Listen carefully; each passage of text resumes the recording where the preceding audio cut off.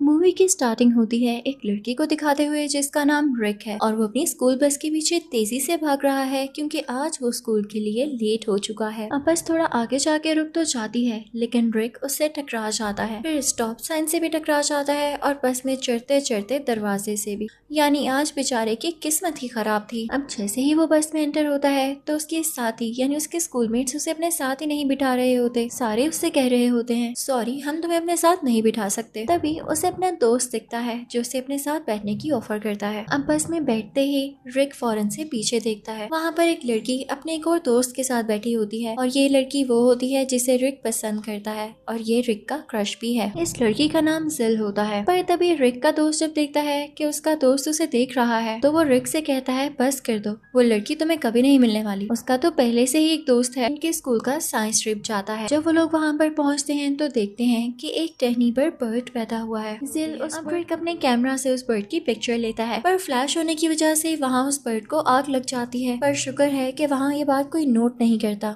अब जला हुआ बर्ड जब नीचे गिरता है तो रिक उसे अपने पाँव से बुझाने लग जाता है, यानी उसकी आग को बुझाने लग जाता है। तो इसी चक्कर में उसका जूता जिल के फ्रेंड को जाकर लगता है तो वो गुस्से में आकर रिक से कहता है कि तुम्हारी हिम्मत कैसे हुई, तुमने मुझे मारा। तो उनके बीच में जिल आ जाती है और उनकी लड़ाई को रोकती है। और तभी वहाँ पर किसी साइंटिफिक प्लेस का सीईओ भी आ जाता है जो उसके कंधे पर हाथ रखते हुए कहता है कि अपनी लड़ाई को खत्म करो। सारे बच्चे आगे जा रहे होते हैं तो रिक नोटिस करता है कि सीईओ की कुछ तबीयत खराब सी हो रही है, उन्हें कफिंग हो रही है और साथ ही साथ उनकी खांसी में खून भी आ रहा है। तो उनसे पूछता है कि क्या आपकी तबीयत ठीक है। तो वो आगे से कहते हैं हाँ बेटा ये तबीयत ठीक ही है, ये खून आना कोई बड़ी बात नहीं। अब यहाँ पर वो सीईओ रिक से भी पूछता है कि बेटा आपके मामा पापा कैसे हैं। तो रिक आगे से बताता है कि वो तो नहीं है। उसके बाद सारे स्टूडेंट्स आगे बढ़ने लगते हैं। अब वो किसी ऐसे ग्लास चैम्बर के पास पहुंचते हैं जिसके अंदर बहुत सारे ड्रैगन फ्लाइज हैं, लेकिन उसमें से एक ड्रैगन फ्लाई उड़ता हुआ रिक का पीछा करने लगता है और उसे गर्दन पर काट लेता है। जब रिक अपने घर पहुंचता है तो हमें पता चलता है कि वो अपने ओल्ड अंकल और आंट के साथ रहता है। अब यहाँ पर उसे चलने में भी प्रॉब्लम हो रही और ऐसे लग रहा था जैसे उसकी बॉडी में हल्की हल्की स्वेलिंग भी हो रही हो। उसके अंकल उससे कहते हैं कि बेटा मछलियों को खाना डाल दो। और अब जैसे ही रिक एक्वेरियम खोलता है तो उसे वॉमिटिंग होने लगती है और वो उसके अंदर ही वॉमिट कर देता है। और फिर अपने कमरे में अंकल भी उसके पीछे पीछे आते हैं। वो आकर रिक को बताने लगते हैं कि तुम बड़े हो रहे हो तो मूड स्विंग्स आना नॉर्मल बात है। पर यहाँ पर रिक बेड पर गिर जाता है और गहरी नींद सो जाता है।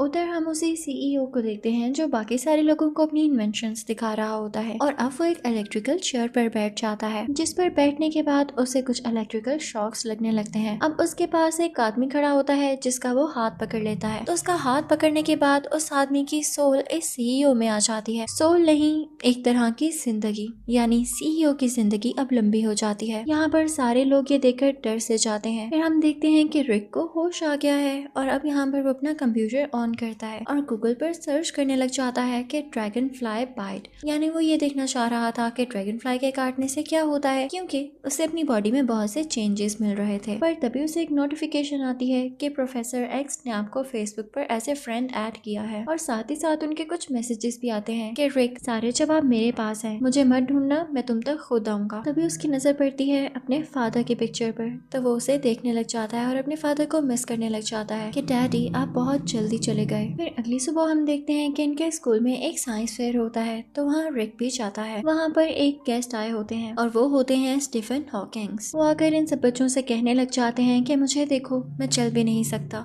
मैं चाहता हूँ कि मेरी भी तुम लोगों जैसी जिंदगी होती, मैं जहाँ चाहता वहाँ जा सकता। अब इसके बाद सारे बच्चे अलग अलग हो जाते हैं। तो रिक जब चलकर जा रहा होता है तो उसकी नजर सिल पर पड़ती है और वो उसी में खो जाता है और इसी वजह से उसकी टक्कर सिल के दोस्त के साथ हो जाती है। वो रिक से कहता है कि देख के चला करो। अब जैसे ही रिक थोड़ा आगे जाता है और पानी पीने लगता है तो जिस बोर्ड पर वो हाथ रखता है वो उसका हाथ उसी के साथ चिपक जाता है। वो अपना एक हाथ तो छुड़ा लेता है और ऑब्जर्व करता है कि उसके हाथ पर छोटे छोटे बाल आ रहे हैं और उसके हाथ काफी स्टिकी यानी चिपचिपे से हो रहे हैं। अब जब वो दूसरा हाथ छुड़ाने की कोशिश करता है तो बोर्ड टाइप बॉक्स उसके हाथ के साथ ही चिपक जाता है और झटका लगने की वजह से वो सीधा जाकर सिल के दोस्त पर लगता है। तो अब यहाँ पर लड़ाई होने लगती है। रिक स्टीफन हॉकिंग्स की उसी व्हील चेयर के ऊपर जाकर गिरता है जिससे स्टीफन हॉकिंग्स भी जख्मी हो जाते हैं। वो मक्खियों के छत्ते में जाकर गिरते हैं जिसकी वजह से सारी की सारी मक्खियां बाहर आने लगती हैं और सारे स्टूडेंट्स में हलचल बच जाती है। रिक अब वहाँ से बाहर जाता है और नोट करता है कि वो बिल्डिंग के ऊपर चल सकता है। वो वो जंप्स भी लगा पा रहा था।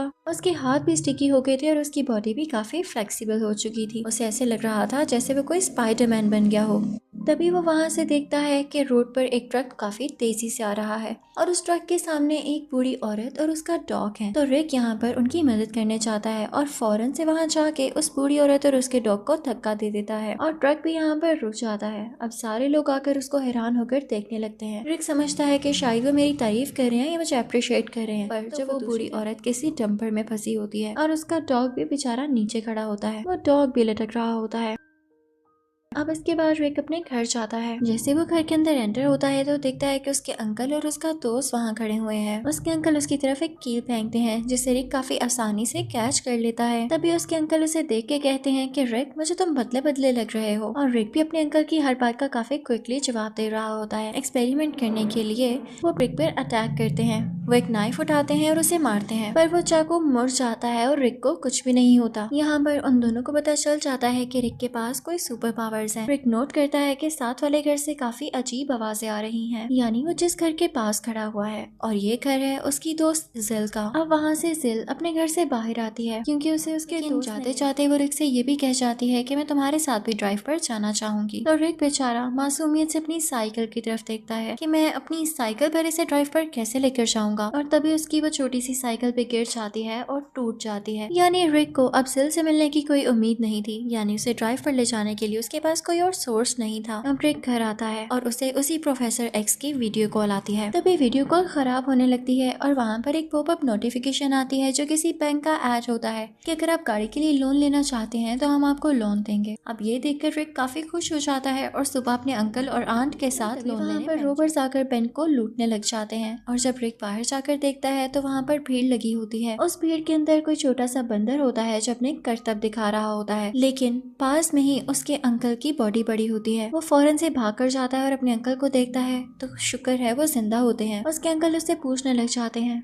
रिक तुम क्या एक रिस्पॉन्सिबल लड़के हो? तो रिक आगे से कहता है, मैं भी नहीं जानता। तभी वहाँ पर एक मेडिकल टीम आ जाती है जो रिक के अंकल को हॉस्पिटल शिफ्ट करती है। अब दूसरी तरफ हम सीईओ को देखते हैं जो कि अपने ऑफिस में है और उसके ऑफिस में उसकी एक असिस्टेंट आती है। खराब हो रही थी, वो दोबारा से वीक फील कर रहा था, तो वो अपनी असिस्टेंट का हाथ पकड़ के उसकी सारी जान ले लेता है और खुद पावरफुल हो जाता है। और इसके बाद वो उसकी डेड बॉडी को अलमारी में छुपाने लगता है। तो रिक को हम देखते हैं जो कि अपने अंकल के पास होता है और उसके बाद वो सोचता है कि क्यों ना प्रोफेसर एक्स से मिला जाए, क्योंकि वो उसकी शक्ल तो देख ही चुका था। उनसे मिलने जाता है तो उसको किसी ऐसे स्कूल में लेकर आता है जो कि स्पेशल बच्चों का स्कूल है। और यहाँ पर प्रोफेसर एक्स रिक को ये भी बताने लगते हैं स्पेशल बच्चे हो, यानी